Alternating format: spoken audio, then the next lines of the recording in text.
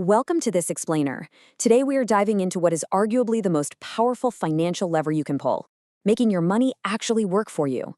We're looking ahead to 2026, and we're going to break down the absolute top income ideas for money generation and wealth building. Whether you're just looking for a little buffer for unexpected costs, or maybe a way to finally cover all those monthly subscriptions, generating revenue outside your regular paycheck, it's a total game changer. So, let's look at the data and visually break down the smartest strategies to really secure your financial future.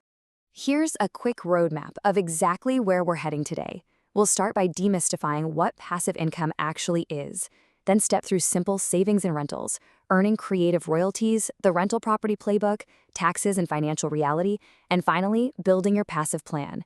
We're going from the absolute easiest, low-barrier entry points all the way up to more complex real estate strategies.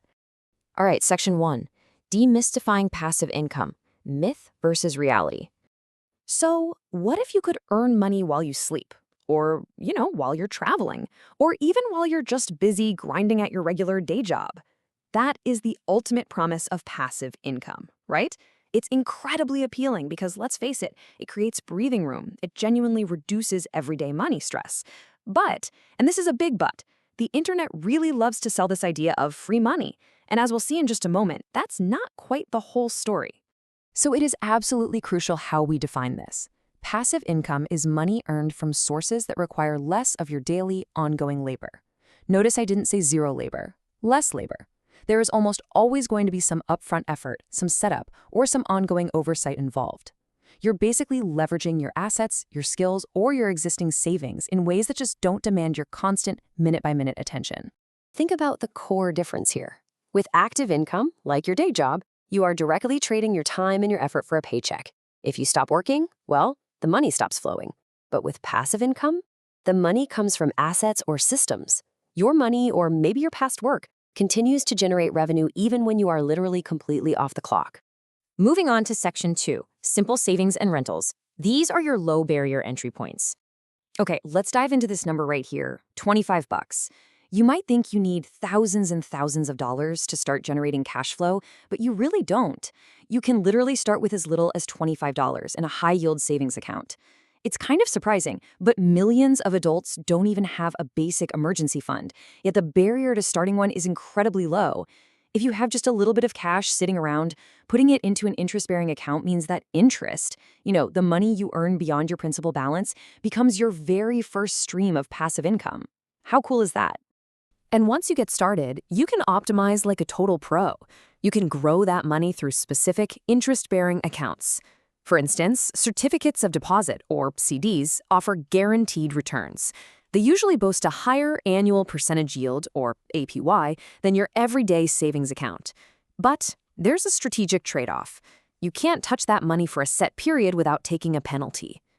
Now, if you want a bit more flexibility, a money market account often gives you a higher APY, but still lets you actually access your funds, as long as you maintain a minimum balance. But here's a fantastic little secret. You don't even need cash to start. You just need stuff. You can monetize what you already own. Got a spare garage or a parking spot in a busy city? Rent it out. Through peer-to-peer platforms, you can lease out tools, high-end household items you hardly ever use, or even a car that's just sitting there in your driveway.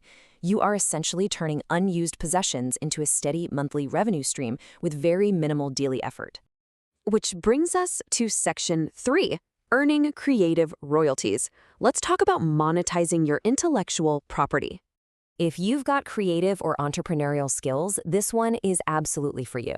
Think about digital templates on platforms like Etsy, uploading stock photography to licensing sites, or even writing a book. The real beauty here is the timeline.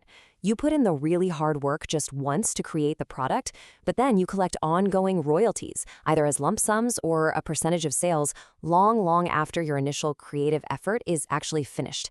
It's an income idea for money generation that scales infinitely, without you ever having to recreate the wheel. All right, Section 4, the rental property playbook, building real estate equity. Real estate is a classic for a reason, right? The mechanism is super straightforward. You buy a property, collect rent from tenants to cover your mortgage and operating costs, and whatever is left over is your profit, your passive income. But let's be real with each other for a second. You have to honestly assess your own bandwidth here. Can you realistically manage an entire apartment building, or is a single-family home more your speed? You have to vet tenants, handle leases, and answer those frantic phone calls about leaky faucets at 2 a.m. Unless, of course, you hire a property manager, which naturally cuts right into your profits. So it's vital to weigh the complete picture before diving in.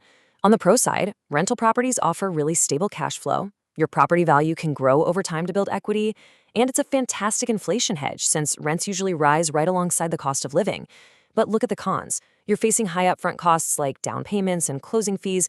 You've got ongoing maintenance and property taxes, and there's always market and tenant risk, right? Vacancies or non-paying tenants can quickly eat into those expected returns. Next up is Section 5, Taxes and Financial Reality. Time to look at the fine print. Okay, please burn this quote into your memory. The IRS will want to know about any money you bring in, even if you come by it passively. Listen, passive income is not invisible income. It is absolutely critical that you work with a tax professional on this journey. Why? Because the rules get complicated really fast, and compliance is completely non-negotiable. For example, did you know rental income might actually be offset by the depreciation of your property? Yeah, that can genuinely reduce your taxable income. Or that taxes on dividends completely depend on whether they're classified as qualified or non-qualified. Plus, if you are bringing in significant passive income, you might need to start making quarterly estimated tax payments just to avoid underpayment penalties. The overarching lesson here is that understanding the tax code and diversifying your income streams to reduce overall market risks is just as important as making the money in the first place. And finally, Section 6, Building Your Passive Plan. Let's execute your strategy. Now that you know the options, here is your actionable methodology to turn these income ideas for money generation into a real, tangible reality. Step 1. Identify your goals and choose a low barrier entry point. If you're completely new to this, maybe that's just a high-yield savings account or a dividend ETF. Step 2. As you build up some capital, start exploring higher-yield strategies like rental properties or broader brokerage accounts. And Step 3. Track your progress. Use digital banking tools and apps to set your goals, monitor your growth, and measure exactly how this income is improving your overall financial health. We'll wrap up today with the most frequently asked question of all. Can passive income actually replace your job? Well, the honest answer from the data is yes, it's absolutely possible, but it takes significant time and capital. For most of us, this works best as a really powerful supplement that grows steadily over time, offering us that much-needed financial flexibility. So I'm going to leave you with this provocative thought. Look around your life right now. What asset do you currently own? Or what creative skill do you currently possess that is just sitting there waiting to be monetized today? Find it and take your very first step. Thank you so much for joining me on this explainer.